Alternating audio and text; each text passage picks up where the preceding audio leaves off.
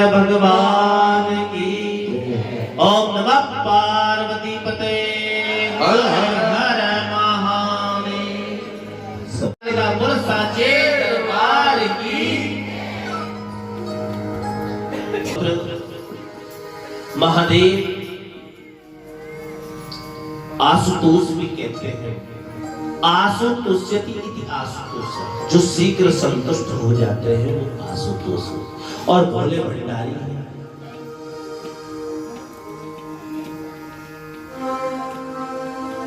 आगे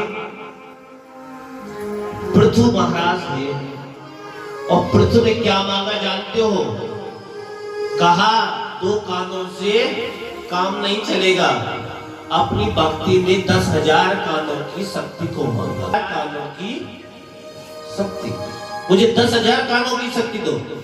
फिर एक सबसे बड़ी बात है, भगवान के 8वें अवतार हैं ऋषभदेव जी, और ऋषभदेव जी से जैन संस्कृति चली है। और ऋषभदेव जी ने जिन पुत्रों 100 पुत्रों को जन्म दिया, उन 100 पुत्रों में भरत जी महाराज सबसे अग्रणी है।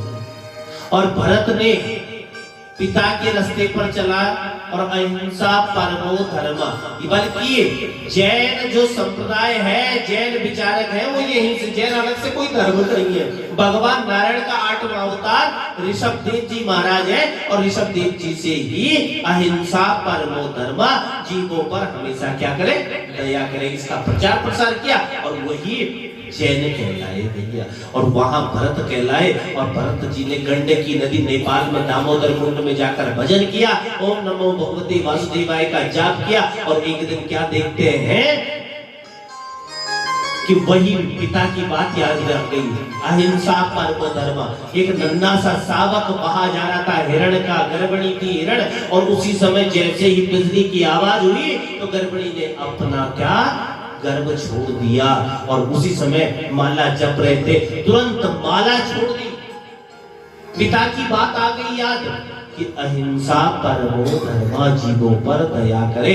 तुरंत माला छोड़ी और स्त्री आए।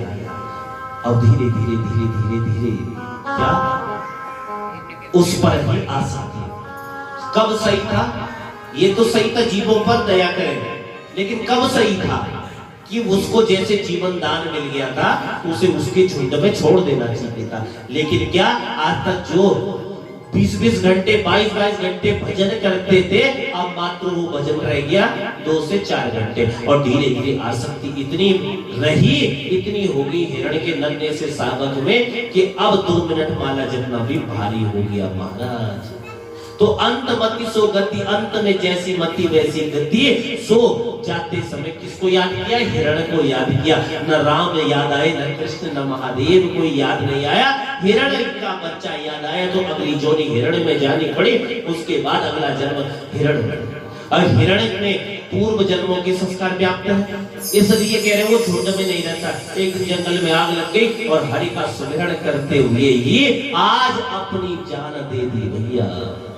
सो अगला जन्म आंगिरस पंडित जी के यहाँ, किसका?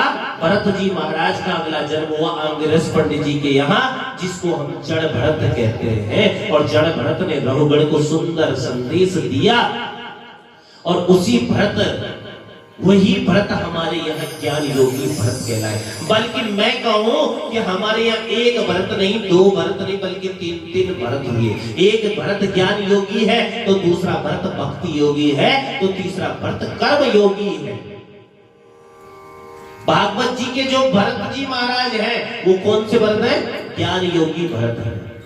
और दशरथ और केकई नंदन भरत जो है वो कौन है?